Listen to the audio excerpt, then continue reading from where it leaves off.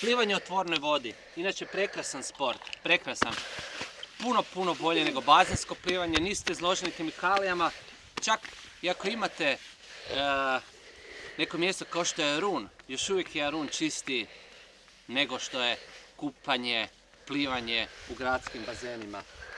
Većini gradskih bazena. Znači ono što ja stavljam potkapu je, temperatura mora je 15 stupnjeva. Zatim stavljam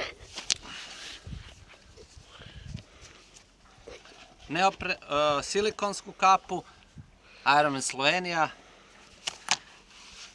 i stavljam masku, Decathlon masku, ali meni je fantastična kada je temperatura tu negdje oko 15 stupnjeva.